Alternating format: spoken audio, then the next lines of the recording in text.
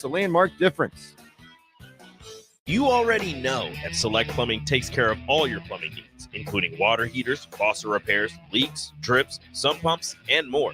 Now, they're able to help you with your heating and air conditioning as well. Select Plumbing has recently expanded into residential heating and air, and they're excited to bring this new service to their complete list of plumbing services. Call to book an appointment today at 402-560-6197 or go to selectplumbinginc.com.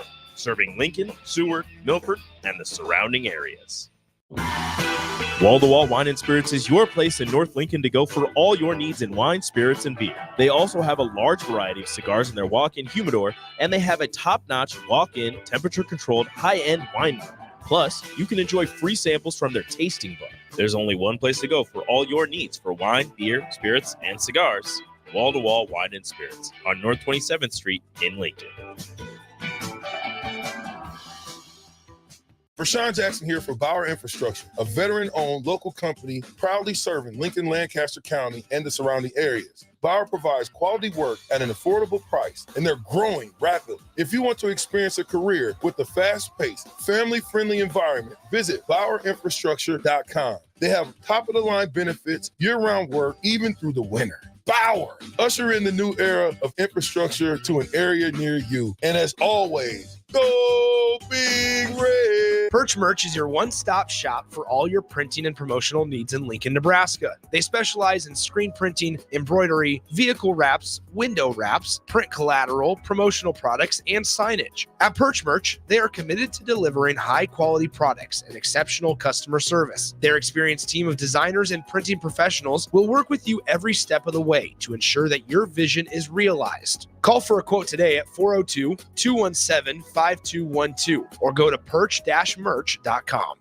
Gaina Trucking is hiring for heavy equipment operators and a heavy equipment mechanic. Working at Gaina Trucking is a great career with excellent team culture, with benefits package including competitive pay based on experience, health, vision, and dental insurance, and a 401k plan. If you're looking for a new job as a heavy equipment operator or mechanic, apply online at GainaTrucking.com or call 402-794-5000. Start your career today at Gaina Trucking. Where will your path take you, traveler? To seek fortune in a new career, or on a journey to distant lands for a well-deserved vacation? Wherever you go, one distraction could spell disaster. You can change your fate, adventurer. Don't drive distracted. Paid for by the NDOT Highway Safety Office. Finally, a good reason to have a smart house. Just say, Alexa, play 93.7 The Ticket, and we'll magically start playing. How's it work? Nobody knows. Don't ask questions. It's time to go one-on-one with DP. Coming at you live from the Koppel Chevrolet GMC studios. Here is your host, Derek Pearson. Brought to you by Mary Ellen's Food for the Soul on 93.7 The Ticket and theticketfm.com. Welcome to it. NBA draft night on a Wednesday, hump day, Lincoln, Nebraska, DP. 402-464-5685 is the starter Heyman text line. You want to be a part of what we're doing, reach out. You can follow us on the streams, Facebook, YouTube, X, Allo, Channel 961 if you want to be a part. Put some faces to the names and kind of recognize what's going on. So through all of that, and again, a big night, kind of the evolution of the Olympics and what it's become, and basketball has become a big part of it. And we're 30 days, man. 30 days or so right around Olympic basketball. Tom Harrison Arns with me today, and it's time to bring in our guest. I think he's in Toronto tonight, so let's bring him in. Dave Turcotte. Turk, what's happening, brother? Pleasure to be here. Yep, I'm in Toronto. Lots going on in preparation for the Olympics, but draft night, tons of great basketball stuff going on. I want to ask this. I want to start with this because I found out a thing today. I don't know if you knew, but I was a part of Team USA football back in the day, and it was a big deal to the kind of world expansion, world reach for the American game of tackle football, and it's been handed down and passed along to different countries. And a part of that, what I found out today, was that the under 20 world champion for tackle football is Canada. Canada won last year's world championship. Turk, were you aware? I was not aware. Had I been aware, you better believe I would have making some noise about that. So I appreciate the education. Yeah, like the 20 and under. As a matter of fact, the championships are going this year's championship. So they're the defending champions for under 20. And because they're the champions, they got to host this year. So they're currently hosting it. And a thing happened today that is humbling. But it is with sadness I report that in the semifinals, the United States was thumped, soundly thrashed by Japan 41-20, failing in an effort to get back into this year's championship game to face Canada. Yeah. You know what? Hey, honestly, though, American tackle football, Japan has a literal stable or dojo full of sumo guys. Mm-hmm. Got some power, so I guarantee you that Japanese team's probably got a great power run game with some 500-pounders up front. They ran for almost 300 yards against Team USA today. So you are, they weren't 500. These are some athletic bigs. It looked pretty good, but it's that thing, and it leads into a conversation about Olympics and how it evolves. That the Canadian basketball team, as you've been saying, has evolved. It's grown, and in that you've said before that you think that this year's Olympic team from Canada has the possibility to shock the world. Please tell us why. Well, a couple of things. One, this particular team, man for man, is the team that beat the USA World Championship. So Canada, I guess, the crazy thing is, when I talk about World Championships, in the World Championships just last year, or excuse me, would be 18 months ago now, you've got Germany beating Spain for the gold medal, I think, or Germany, Spain in the gold medal game, Canada, USA playing for a bronze. So neither Canada nor USA was in the top two, the way that the brackets worked out. But, there's an unbelievable level of parity. But I want to go back to your early comment about football, though, and I do want to say this is true of the NBA as well. And I think this is what's happening in basketball. But you've got to give the American, the NFL, and the NBA credit for the way they've grown the game globally. Now, I might remind your listeners that Canada, in fact, invented both games, because Canada. Yeah. So we invented football and basketball. We're happy to share the fruits of our cultural athletic spirit with you and everyone below the 49th parallel. But the reality is, we may have invented it, but nobody grew the game global like what the USA has done with the NFL and the NBA and growing those games. And look, all I care about as an athlete that other kids are playing. Mm-hmm. Everywhere on the planet, they're playing football now, and so I think that's fantastic. So I want to give credit where credit's due. Is that the reason these kids are getting this opportunity to play and have a world championship in football, which I had never even heard of, is awesome. And I give NFL gets all the credit in the world. Now, to answer your specific question, here's why I think there's a chance. Well, first off, this Canadian team, man for man, is going to be a lot like the Canadian team that was in the World Championship. So they've already had a year playing together. The team that was last year's team that lost in the World Championships for USA, Karl Anthony Towns, Anthony Edwards, great young players, but not Steph Curry, not LeBron James. And the game in international is much more passing, open movement, cutting without the ball. Three-point shooting is way more of a premium. It's a bigger slice of your offense percentage-wise in terms of shot attempts and whatnot. And it's featured much more predominantly. The game is generally spread out a lot more. And it's less about, and it's way harder. Like, there's no way in an international game, a player that's a great one-on-one player can just go at somebody. So the game, the difference in the way the game is played is important. But the other part about it is the Canadian players are just great. I mean, we've got arguably the best point guard in the NBA right now with Shai Gilgeous-Alexander, right? You've got Jamal Murray, who, as you know, nobody lights up the fourth quarter like Jamal Murray, and I realize Denver had an off playoff series this time.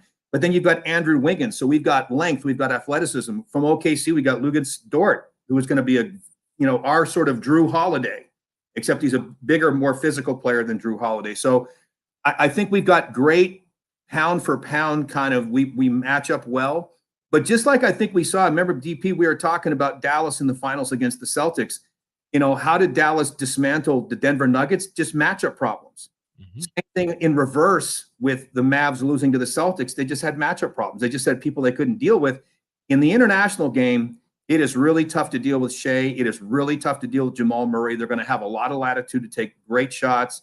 I think there's going to be some matchup problems. And no one on Team Canada is walking in being intimidated about anybody on Team USA at all. They see these are the guys they grab their lunch boxes and go to work with every single day. So I think we've got a distinct mental advantage there about being ready to play. So the numbers as the breaks down. So there's 12 NBA players that are eligible to play for Canada, including 2 NBA champions. Of course, with Shea being an MVP candidate, couple of all defensive type players on this list, and then it's a young group that kind of the hope of it. So I'll ask you, in a space like this, that Andrew Wiggins isn't like, it doesn't pop to the top of your mind as a Canadian player. It just doesn't. Jamal Murray, Trey Lyles, you go, okay, these are guys that we're familiar with. What's happening in Canada that I can tell you exactly what's happening. Yeah. Okay, when I was coming up playing, okay, and this is and so I'm an extreme on one end, and then it's where we are now. Before, there was plenty of great basketball in Canada in the late 70s, early 80s, mid 80s. The difference was there was no pipeline. And this being in sports, DP, right? Like if you're an assistant coach and I'm coaching at Notre Dame, okay, why would I go recruit some kid from Northern Canada or Alberta when, I'm not going to risk my coaching career on that kid, because inevitably you would have guys that would be playing, great players in Toronto, great players in Montreal, Halifax, all over the country. And they'd be saying, wow, this kid's doing amazing work. He's shooting this great percentage from the floor. And, he's scoring 42 points a game, and he'd be an All-American if he was down here in the States. And then the question used to be, well, who are they playing against? There's no competition up there, because nobody knew that the players were here. So what's happened since the 90s, and really, and this is where I always go back to, everyone says basketball in Canada started with Vince Carter. Absolutely not. If you start looking at NBA drafted players, if you start looking at guys actually playing at major colleges, look to Steve Nash. Ever since Steve Nash came out, he was a lottery pick. And if you remember, he won the 3-point contest at when they started doing the televised sort of pre-draft college all-stars kind of tournaments. That's when that started. I think what Steve did is it legitimized the talent that was in Canada. Like, hey, you can go to Canada and get NBA all-star talent. And then all of a sudden, you start looking at the lottery picks. Like you get Andrew Bennett. You remember you got Wiggins was number 1, right? Before him, Anthony Bennett, not a great pick ultimately, but a number 1 pick. And so I think what happened was American recruiters, American colleges realized, hey, there's a country up there that's got a population the size of California. And there are great players playing, and now there's a pipeline. So now what you have is a pipeline of talent. You can be a high school player in a town where I grew up in Sudbury, and there's an actual viable path to think Sudbury, Mount Vernon High School, Florida, which all these guys do, and then boom, you're going to like Kentucky for 2 years, and then you're being drafted in the lottery, which is what a lot of the guys that you mentioned tonight, that's their path, right? So that's the difference. And now that there's a place for that talent to go, then it flourishes and goes to the next level, right? And so you get into Kentucky, you get these major schools. Now you're playing in the NBA, and then the game of everybody else goes up, and then more players come in. So I think you've got that pipeline where if you're a Canadian kid and you can play, there is a clear and unmistakable path to the NBA. And that didn't exist until Steve Nash and after. So a big part of this is one, that there's been some success. But even in tonight's draft, there are a couple of players of Canadian Connect that we're aware of and we're paying attention to. So let's start with Zach Edey and what you think. One, how do you think his game translates to the NBA? And 2, how do you think he'll do tonight? I think he's going to go mid-first round. I think if he goes, he'll be just out of the lottery. I put him somewhere 15 through 20 is where I put him. I hope he goes higher for his sake and for his family's sake. But the bottom line is a guy like, first of all, such a great human being, hard worker. Like that dude is relentless. Like the one thing that I don't think people realize let's take a look at the big men coming out that are playing in the league now. And there are a lot of guys that are really talented big men, but boy, they lack work ethic. A lot of these guys get in the league and they plateau, right? Yep. So I think Zach Edey, because of his work ethic, because of his character, has a lot of upside. But there is all this discussion of, well, he's a big, huge guy. He's going to take up a lot of space. He's not very mobile. What's he going to do guarding the pick and roll way out top, right? That's the criticism. And that was the criticism of Shaq as well and all those big, huge body guys. But I think the way Zach Edey is going to be a great NBA player, is he going to be 36 minutes a game starter and an all-star? Of course not. But what I do think is there are going to be teams when you're going to say, hey, you're going to come in and you're going to play 18 to 20 minutes a game. And your job is just to take up real estate and make it brutally difficult to occupy real estate around the lane. He's going to be a rim protector. You tell you what, you get a hard foul from Zach Edey, you're going to feel that, right?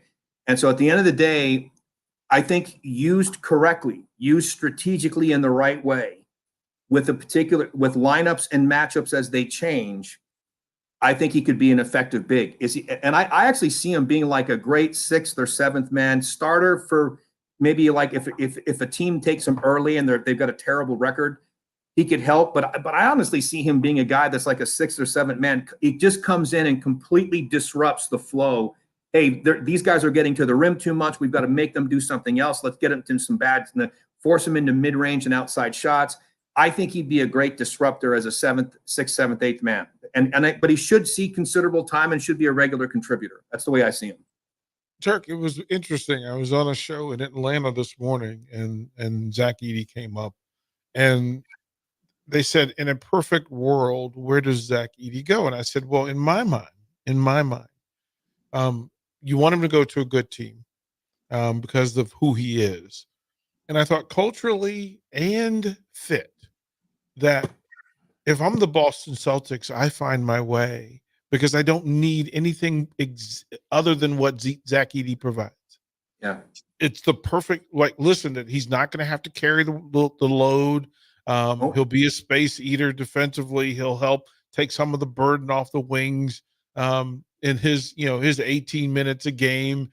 He'll elevate the alley-oop game. He'll take some of the help defense pressure off because, it's 7'4", and you can imagine Tatum and Brown spreading this thing out and getting into space. Do we forget that the Yao Mings of the world exist? Have we totally lost our basketball minds in that we can't be creative in how to use a 7'4" offensive predator? It's funny you say that. I actually mentioned Yao in another conversation, so I'm really glad you brought that up because that's the point, right? It's not like, now let's think of everything in the reverse. And I think to answer your question, yes, people forget because Yao Ming, was a great player, great footwork, and Zach obviously is modeling his game after him to some extent in terms of trying to make those kind of plays. But the fact is, you got to guard Zach Edey too. You know what I mean? Like, any offensive rebound, I'm sorry, like he's just, he's going to get there quicker because it's more about hand speed than quickness off the floor, right? At that point, when you're already at the rim, right? Mm-hmm. I will tell you that it's a blade that cuts both ways with Zach Edey. Is he going to have matchup challenges? Yes, but so will other people. But I will tell you this right now, when you mentioned the Celtics, can you imagine a coach that's smart enough? Because the one thing Zach Edey is underrated at, I think I've seen him play a lot of games internationally with Canada, by the way. And so he didn't have the personnel at Purdue. But think about Zach Edey with a coach that teaches him how to do, okay, now we're going to run an offense, high post entry, people cutting, and now you're going out to Tatum and Brown on the wings. And now they're attacking the rim with a defender that had to collapse in on Edey and the ball comes out. And that's one of the things that makes Jokic so deadly is that ball comes in and goes out quickly to the right player. A coach that knows how to get Edey, being able to use him as a high post entry to help distribute the ball in the early phases of an offense, there's going to be some value there and some matchup problems for sure. Yeah, and you just hit the nail in your backswing that if you're Denver and you have Joker, what better 1B for you is to have Edey to kind of come in and offer that extra thing when Joker goes to the bench. Like again, there's room in the NBA for a skilled big, a skilled high IQ. Look, he's a great face. He'll help you on the bench. He'll be a great bench player because he's not going to come in and expect a whole lot. He's humble. He's a hard worker. And it seems to me like teams like Boston, Denver, and as a matter of fact, Toronto, that if they're all in the business of adding a quality threat to their team, Zach Edey seems to be in that list of, for the folks in the bottom half of this draft, they should all have Edey really high on the board. No, I agree. And I do think, like I said, it's all going to come down to personnel, right? What teams have elite scorers already, a bit of a gap or soon to have a gap in their front line. So in other words, like you're right, someone like Celtics, Horford and guys, Porzingis is injured a lot, and but there's and you're right, Joker, great example. Joker comes off, hey, he comes in, gives you 6-7 really good minutes while Joker rests, and guess what? They don't go crazy and attack the rim. How many teams do you pull out their one rim protector and then teams go on runs because they get 8, 10, 12 quick points because they can attack the rim. So I think he's a great complementary big for that reason. And and the other thing I can see, and this was true of, like, if you remember Andre Miller, one of our guys from the U at the University of Utah. Yep. When I saw him and I played with him a lot, I said, he's going to be in the league for 15 years because you look at his lower body strength. If you remember Dre, big ass, big legs, very strong, no injury, no lower body injuries, right? Well, look at Zach Edey, big base, really strong. He's going to be durable. He's a guy that'll be in the league for 10, 12, 13, 15 years because when you're that size, it's a tough matchup, but he will be healthy. And so because he's going to be healthy, he's going to have the opportunity to put in a lot of work, get a lot of reps, and hopefully because of his character and his work ethic, he's going to really improve a lot. I think he surprises people a little bit. I don't know where he goes. Second, third year in the league, I think he'll make some noise. Turk, we keep in the Canadian basketball vacuum. I think it gets lost and that people haven't really decided what RJ Barrett is, what he is and what he can be. So from your perspective, who is RJ Barrett and kind of what should the expectation be? Well, first off, RJ, in my mind, I was a teammate of his dad, Rowan, who, by the way, is the president of Basketball Canada. And I want to give a full shout out to Rowan because he's doing a phenomenal job. I am in Toronto right now because Rowan made the decision that we're going to the Olympics. We're bringing all the Olympians back. We're going to build our family, our culture of our team culture to really bring the past and the present back together again. And so, I know the family that RJ comes from, and it's basketball through and through. And as far as Canadians are concerned, Rowan's just doing an incredible job. And RJ is, like his dad, is just really hardworking, great human being.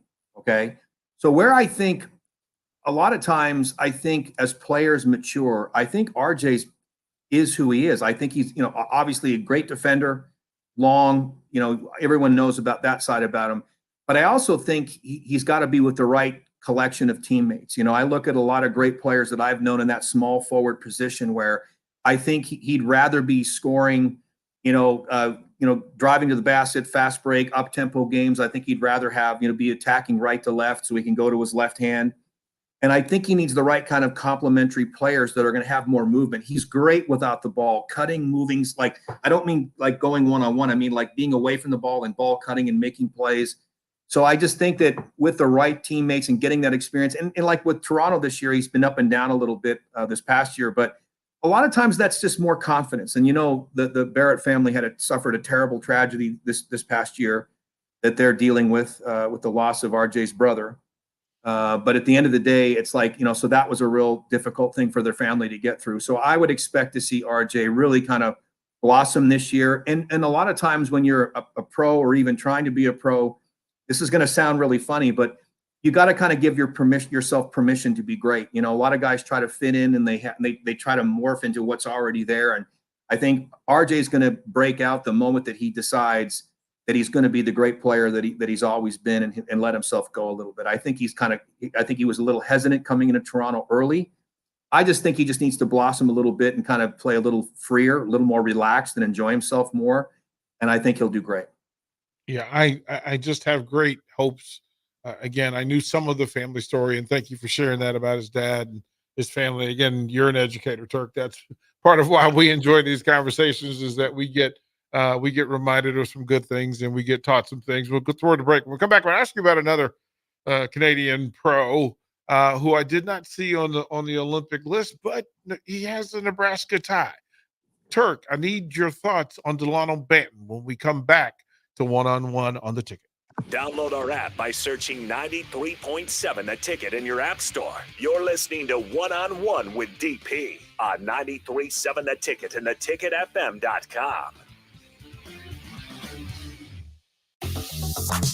Highball Bar in downtown Lincoln is open and located just north of 11th and O Street. Highball Bar offers a vibe and atmosphere like no other, making it the perfect place to grab a drink or beverage. Highball Bar features great events such as Karaoke Sunday, $4 Tito's on Mondays, Jack Daniel's specials on Wednesdays, and much more. Make Highball Bar your go-to spot after a hard day at work or on the weekend. Highball Bar, located at 122 North 11th Street in downtown Lincoln.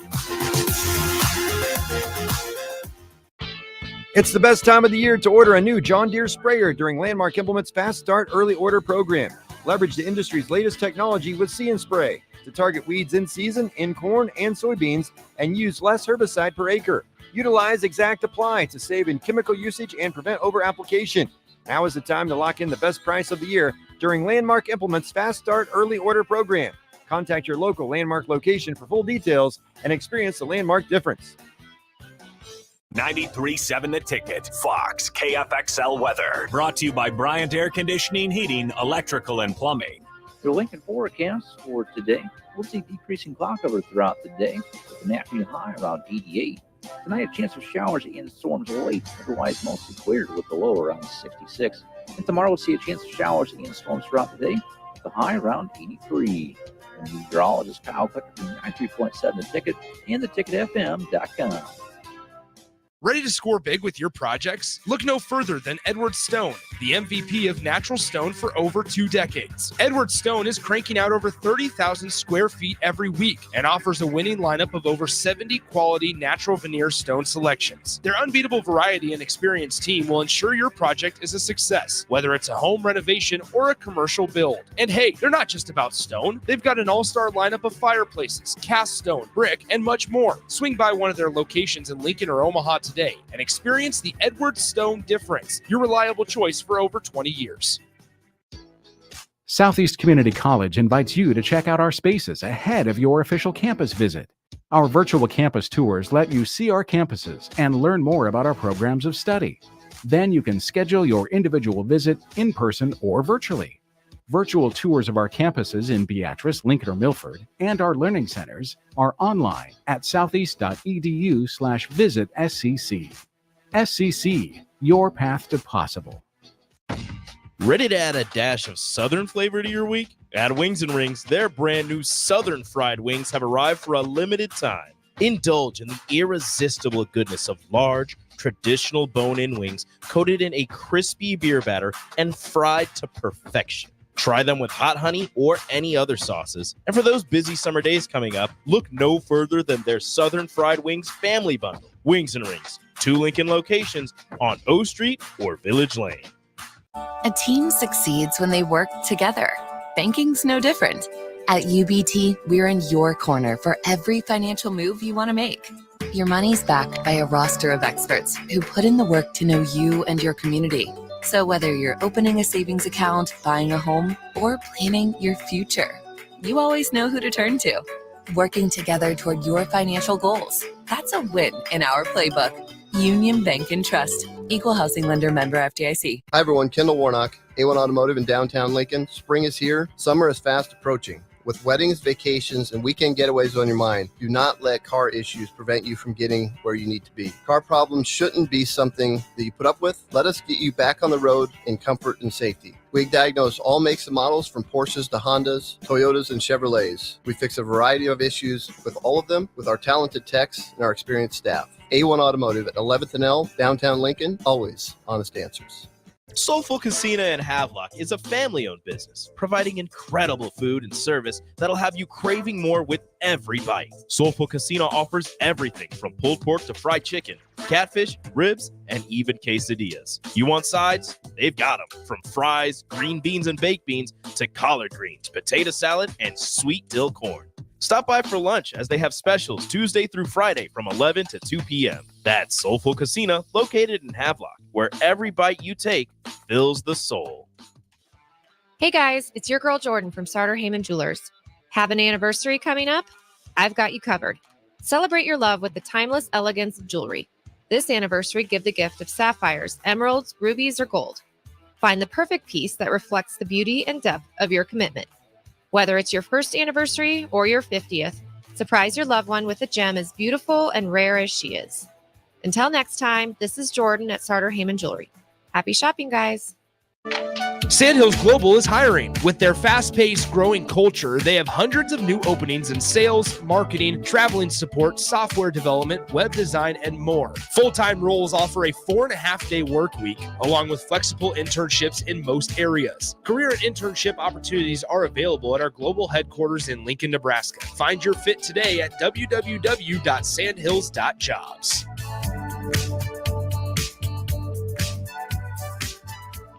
Hi, Sean Callahan here of HuskerOnline.com, inviting you to join us here on 93.7 The Ticket every Saturday morning now in our new time. We're on from 8 to 9 with the weekly Husker Online radio show. We'll give you the latest in recruiting. We'll talk about what's going on with both football, basketball, and we'll probably share a few stories from the inside. It's every Saturday morning right here on 93.7 The Ticket. It's the Husker Online radio show from 8 to 9 a.m. You're listening to One-on-One with DP, brought to you by Mary Ellen's Food for the Soul on 93.7 The Ticket and theticketfm.com.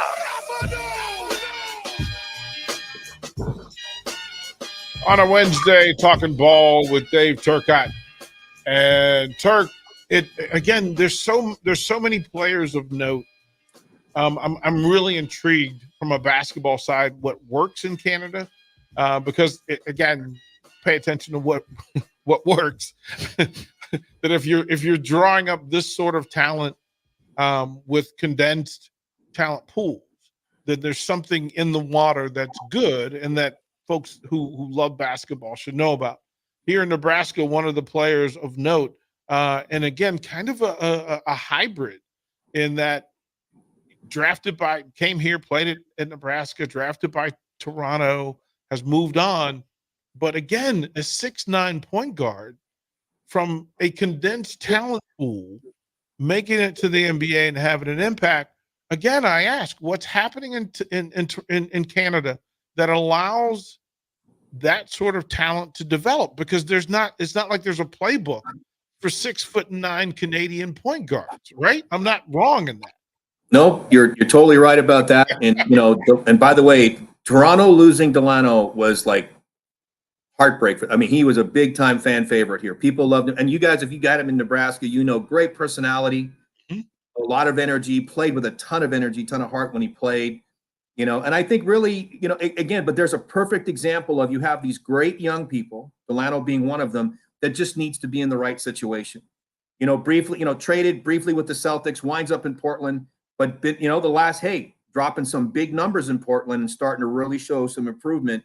And I think you're exactly right. But it goes back to the comment I made earlier in the show, DP, which was there's a pipeline. See, there's always, I'll drop a few Toronto names on you that you haven't heard of, like guys like Roger Rollix, Leo Routens, all these guys. Roger Rollix, by the way, 6'6", 6'7", small forward, point guard kind of player. Rob Samuels, all these guys that were playing and that had that high level didn't really have as many options in terms of where they were going to go, college and then to the pros. But now there's a clear pipeline. And the difference is too is these guys get access to playing in American tournaments and with other American high school kids. Now they're being invited to all the Nike camps. None of that stuff was happening before. 20 years ago, it was one kid or two might get the chance if they were already on the national team or the junior national team to get invited to those camps. Well, now we've got the academy that we've built here, but also, so there's a pipeline, there's opportunities to play, there's opportunities to compete. And I think for a Canadian kid, you can now get yourself measured and realize, hey, I can ball out just as good as everybody from LA, from New York, from wherever. And that mental barrier goes down, and now you've got a pathway to a future that you really believe in, and you can just continue to invest more and more of your heart and soul into playing the game. So I think there's always been talent. I mean, people forget Toronto's the third largest city in North America, right? New York, LA, Toronto. Those are the three biggest cities, and there's 10 or 11 million people here. So there's plenty of talent, but that doesn't even include Montreal. We got a couple of Montrealers, I think, that could be in the draft this year as well. And so we've got great basketball culture here, great basketball history. And now they've got a path forward, and there's a pipeline. There's a way to go that these guys can see, and these women can see, by the way. We've got some women doing extremely well, doing well in the WNBA as well. And now that path is there, Canadians are going to fill it up, and they're going to go. And I think we're seeing it now, and it's going to get better and better every year, I think. Turk, I know your mom is a Rabbit fan. What does mom think that the Raptors need to do tonight to make this thing better? You know, when I talk to my mom about the Raptors, it's funny. I was joking with her before, and I would call her up, and this is when Nick Nurse was coaching. I'm like, Mom, do you want me to call Nick Nurse right now? What do you want me to say? Like, yeah. Let's tell you these. We do that all the time, and she's a good sport about it. My mom is a serious Raptors fan. I know that she loved DeMar DeRozan when he was there. I know she loved, obviously when Kawhi, the championship years. I think my mom would like to see more consistent offense. And I think that's when we talked about RJ before. Like, I'd like to see RJ getting in there and getting somewhere in that 19 to 23, 24 points a game. He doesn't have to be a 30-point, megastar, but he should be a guy that we've got inconsistent offense. I think there's great young players that are playing D and they're playing hard, but we really need to see, like, who's the guy on the Raptors squad right now that's going to get you 28, 29, 30 every single night? Who's that guy that you can depend on? That's your megastar. And that's is Scotty Barnes that guy? Yeah, Scotty Barnes is to me, Scotty Barnes is a great player that needs another great player. And I don't know who that second gun is at this point. And so I would say, first thing my mother would say is get Scotty Barnes some all-star. If Dave Turcotte is an NBA GM, how would you build? Are you a builder? Would you build through development, and that, I'm going to draft rookies that have talent that I can kind of carve and craft in my own image and win that way? Or are you going to go through the professionals and through free agency and build that way? If Dave Turcotte's the GM, what's your path? You know what? And this is going to sound terrible. I would try to figure out how to do what the hell Danny Ainge did in Utah, is to wind up with an accidental R-star in Larry Markkinen and then have like 2,700 first-round draft picks you can take whenever you want. Yeah. But truthfully, this is the way I view it, though. This is really how I would approach it as a GM. Ironically, getting the megastar is, I'm not going to say easy, because it's not easy, but that's purely about the economics, right? You put enough money on the table, you want to pay the luxury tax or do whatever. You're getting the player that you want to get by and large if they're available, right? I think and let's go look at the Celtics. Why I really believe, and I said it on the last show, Drew Holiday, Derek White, they are the reason the Celtics were so dominant. Is because, yes, Jaylen Brown, great. Take Jason Tatum, great. But those guys didn't play that well. Like they had great games, but they weren't dominant for all games, all series. But whenever the Celtics faltered, it was number 3, number 4, number 5 guy on the roster. They had 3 through 5 step up at different times and make great plays. So what I think, honestly, the toughest thing to do, and what I think you have to develop, who are the guys that are 3, 4, 5 in your starting lineup, 6, 7 on the bench, that are absolutely, you can count on those guys. You know what you're going to get. They're going to defend. They're going to give you energy. And then at the right time, go get your megastar. In fact, look at how Toronto got their only championship, right? They had everybody there, and then they made the big trade and pulled the trigger for Kawhi Leonard, who at the time was the best scoring small forward in the league, right? Then you get your megastar. I think it doesn't make sense to do it in reverse. Go draft and break the bank on getting your megastar and then have no support for him at all. I think that gives a frustrated player that winds up leaving. And how many times, DP, have you seen these teams that, like, in fact, Portland's one of those teams, or They talked about you're bringing all these mega stars and they can't wait to leave town and go play somewhere else where they can go play for a championship team because they're not being supported. Like if I'm gonna, like if I'm gonna go have to play in Philadelphia and I'm gonna score 40 a game, but I'm gonna get the crap beat out of me every single game because they have to focus on me defensively, I'm gonna want to get out of that situation and go find at least 3 or 4 other great players. So to answer your question, put a little bow on that would be, go get those great complementary build and develop a great cohesive unit. And as you're coming through that, and then you've got your eye on the draft, then go get your mega star, spend the money, break the bank to put that last player in to make those pieces work. I mean, both examples have worked. Thibodeau's done a great job with what he's done, and what's going on in Minnesota was great. But that's how I would do it. Is Darko the right person, the right coach, the right style for Toronto?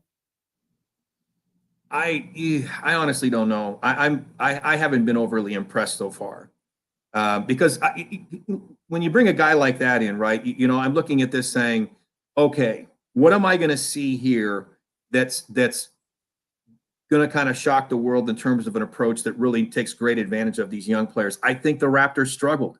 I think the Raptors had trouble connecting and building a culture. I think they didn't trust each other very much. I didn't see a lot of flow in the offense, and that was when I'm going back to RJ. Here comes RJ. I didn't really feel like anyone was just playing free and playing easy and playing with each other. And I don't, obviously it's a little early to make final determinations or judgments on that. But I will tell you, from what I've seen so far, it could be a lot better. And I think the Raptors players that are there, definitely there's more value and talent there to be had than showing up on the court every night. Is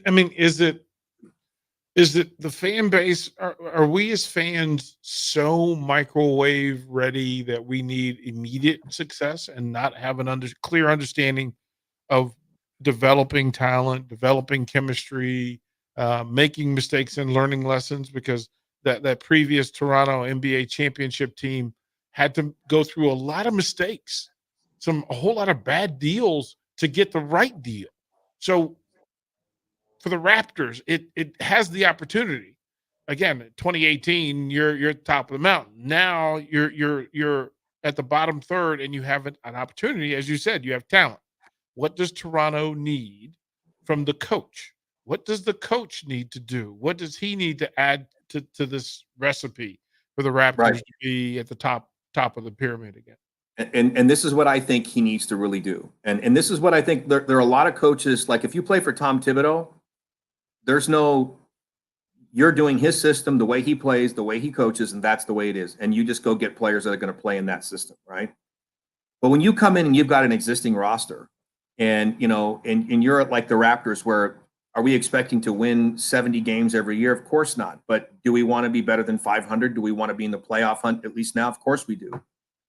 So I think what I think needs to happen is there's got to be a way to look at the talent and the players that they have and the way that those guys play and just find better ways to get the value from them. Change your philosophy. Does it mean going more up tempo? Does it mean, hey, we're going to play 9 guys deep and we're going to have a crazy defensive tempo and truly try to go after people aggressively to create scoring fast break opportunities because of defensive excellence, right? Or defensive pressure. I don't know. Like, this is the NBA, so defensive pressure is not usually the sexiest thing, for a lot of coaches. They want to go more up tempo, more one-on-one, more scoring, more offense. So if that's true, like I said, I think the biggest thing that I saw was a lack of flow, a lack of trusted flow between players, where the ball was just moving quickly and getting where it had to get for the right person to take the right shot. Like guys just playing with each other, trusting each other, and the ball just flowing, right? And it's just, I love seeing that ball move. The Celtics moved the ball beautifully. Everyone that was in the Final Four of the NBA playoffs were moving the ball beautifully and unselfishly, I thought. And I think we need to see more of that. There's just not enough flow, not enough offensive freedom where guys can just, I think you're not getting the very best that those guys can give you because they're not quite sure that they can take their foot off the gas and go.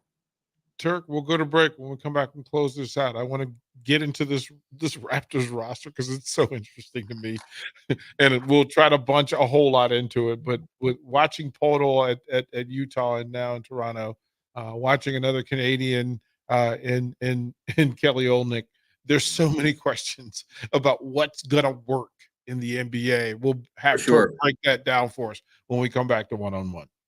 Watch live on Facebook, YouTube, or Twitch. You're listening to One-on-One with DP on 93.7 The Ticket and theticketfm.com.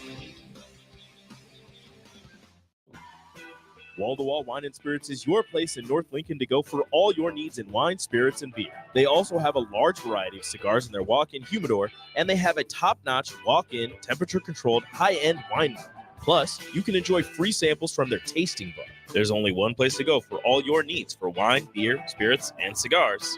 Wall-to-Wall Wine and Spirits on North 27th Street in Lincoln.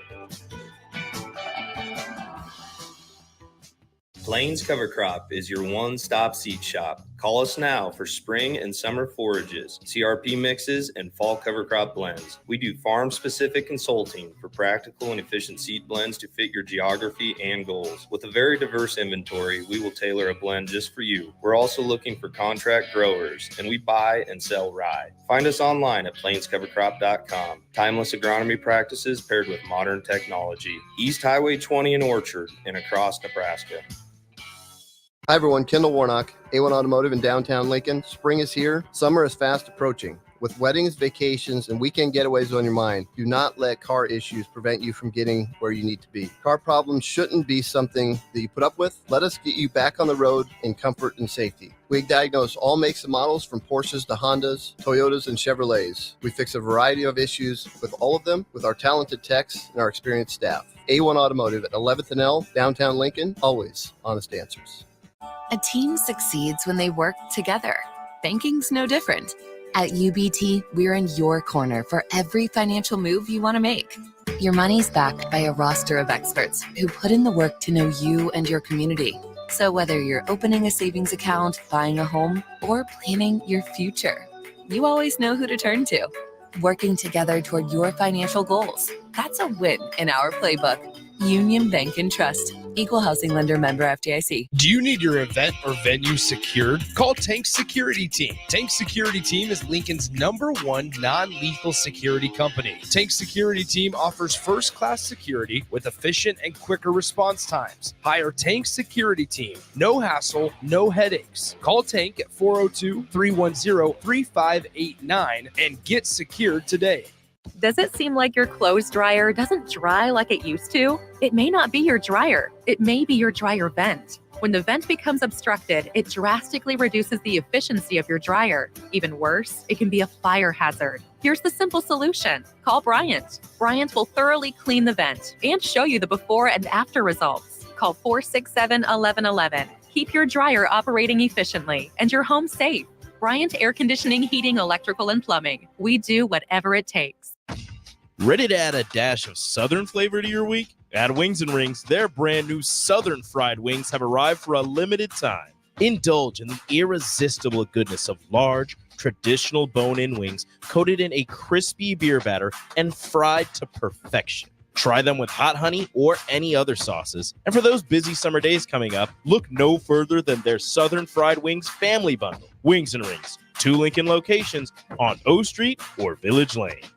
Hi, Sean Callahan here of HuskerOnline.com, inviting you to join us here on 93.7 The Ticket every Saturday morning now in our new time. We're on from 8 to 9 with the weekly Husker Online radio show. We'll give you the latest in recruiting. We'll talk about what's going on with both football, basketball, and we'll probably share a few stories from the inside. It's every Saturday morning right here on 93.7 The Ticket. It's the Husker Online radio show from 8 to 9 a.m. Hi, Sean Callahan here for Koppel Chevrolet GMC, and right now they are offering huge, and I mean huge discounts at Koppel. Get over $9,000 off list price or 1.9% financing on select Sierras or Silverados, plus Costco members receive another $1,000 off. Yes, that's happening right now in Louisville, $9,000 off list price or 1.9% financing. You pick what works for you. Costco members, please contact us at the store or at koppelcars.com. All deals with approved credit must trade and finance.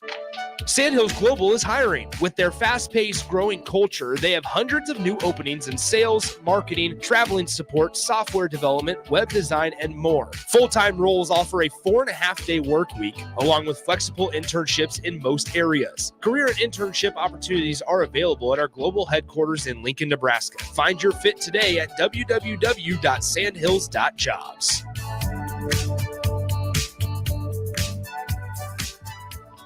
Start your Sundays off right with Jeff and Nicole Essink on Fitness Fanatics. Jeff and Nicole discuss health and wellness, how to achieve fitness goals, and more through the life of gym owners and gym goers. It's Fitness Fanatics from 9 to 11 a.m. on Sundays on 93.7 The Ticket and theticketfm.com. You're spending $300 a month. Binge drinking is the most common form of excessive drinking, which costs the United States more than $191 billion each year. By drinking less, you will save $300 a month. If you or a loved one is looking for help, find a treatment facility near you at findtreatment.gov. For immediate support, call, text, or chat 988. Brought to you by Nebraska DHHS in partnership with SAMHSA. You're listening to One-on-One with DP, sponsored by Mary Ellen's Food for the Soul on 93.7 The Ticket and theticketfm.com. Final segment of One-on-One before we hand it over to DeMornay Pierre-Chanel for the Don't Plan Hour. Got a special What's Brewing with Chancellor Brewington tonight. Adrian Martinez, UFL MVP, joining Chancellor Brewington for the hour. And then our good friend Brett Baker from Hot Ones will come in. And the folks, John Goodwin and Mike, have decided, hey, man, they want to try the Hot Ones challenge. Brett Baker has got all the sauces. The wings are ready. And the studio will be filled with sweat and people trying to maintain their language as their mouths burn through and through. Turk, are you a hot food person, Turk? Love it. I would be down with the struggle. Oh man, because I love spicy. Bring me the spice all day long. Love it. That's what I thought too. Yeah. Harrison has checked out. Like he literally is like never again. He got peer pressured into a couple of them, and Harrison, it's safe to say you're done. Yeah, we say this story all the time, but when all the gymnast girls were just kicking, my butt wasn't even close. It was like the pride on top of it, the idea that I thought I liked spicy food. But yeah, Brett Baker makes it look easy, but definitely tune in for that tonight. It's always a lot of laughs. It's always good, and we can figure it out. Turk, asking about, because again, on a draft night where teams have to kind of rebrand themselves, redirect themselves, reboot, that Toronto has players that I'm trying to figure out what is the thing, right? So with Trent, Olnick, and Portal as a part of the Raptors, are those players that you can win at a high level in the NBA with? I think you can win. Well, I mean, Utah with Olenek won and surprised everybody, right? They had, right? They thought they were, oh my gosh, Utah's going to be going straight to the lottery. They only got Laurie. They got and Olenek was there. And next thing you know, they won 52, 53 games and were near the lottery, right? Now, can you build? But going back to our earlier comment, so like Gary Trent Jr., love him, great player, but needs to be more consistent. The guy that's the big surprise that I think everybody loves in Toronto and wants to see more out of is Quickly. Emmanuel Quickly, I think he came over in the New York trade with RJ. And I think that's the back and forth we were talking about before. We're saying, so think about it this way. You've got Pascal Siakam. You've got all these, in fact, who is the kid that Fred VanVleet the year before, massive trades for, basically what amount, if you look at the stat sheet, you're probably looking at 80% of the team's offense instantly gone in over a 2-year period. And you got a new coach. So then you bring in Olenek, RJ, Quickly. You've got Gary Trent Jr. there. You've got, of course, Podol, you mentioned, and other guys. They're all kind of resorting the holy cards on who's doing what and who's in what role and who's going to lead and who's not.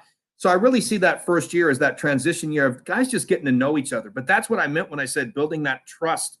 They've got to know each other, trust each other. But I'll tell you, I really do think you can win. Quickly has really kind of shocked everyone. Boucher has shown flashes of great stuff. I don't know why he wasn't being used as much towards the end of the year because he seemed to do great things. Toronto fans love Boucher, want to see more of him. He's produced when asked to produce. I think we got to do more there.